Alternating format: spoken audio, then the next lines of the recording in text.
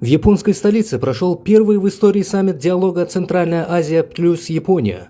В нем принял участие президент Туркменистана Сердар Бердымухамедов. Премьер-министр Японии Санае Такаити, приветствуя высоких гостей, подчеркнула, Центральная Азия для Японии не просто географические соседи по континенту, а ключевые партнеры в условиях меняющейся геополитики. Туркменистан, придерживаясь статуса постоянного нейтралитета, рассматривает этот диалог прагматично. Для Ашхабада Япония – это прежде всего технологии и инвестиции. Как отметил в своем выступлении Сердар Бердымухамедов, участие японского бизнеса в развитии региона должно стать безусловным приоритетом. В туркменской экономике уже давно и успешно работают гиганты японской индустрии – Mitsubishi, Kawasaki, Toyota, Sumitomo и другие.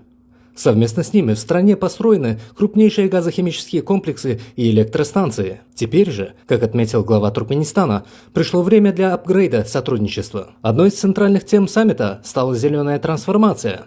Туркменистан, будучи одним из мировых лидеров по запасам энергоресурсов, предлагает сменить вектор на экологичность. Президент Сердар Бердымухамедов предложил разработать региональную дорожную карту по декарбонизации и создать региональный центр климатических технологий. Ставка делается на японские ноу-хау в области энергосбережения и сокращения вредных выбросов, в том числе метана.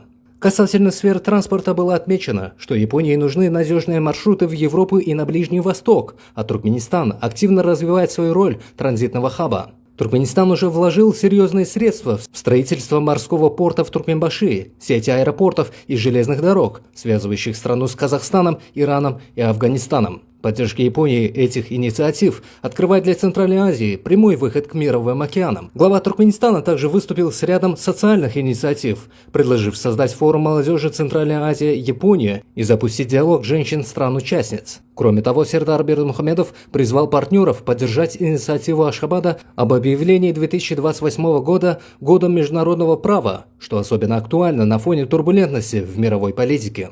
Результатом встречи стало принятие Токийской декларации и пакета двусторонних документов, подписанных на полях делового совета. На полях саммита в Токио состоялись и отдельные двусторонние переговоры президента Сердара Бердымухамедова с премьер-министром Японии Санае Такаити. Глава Туркменистана поздравил коллегу с избранием на пост и успешным завершением Всемирной выставки Экспо-2025, обсудив с ней конкретные шаги по расширению партнерства в газовой сфере, энергетике и транспорте.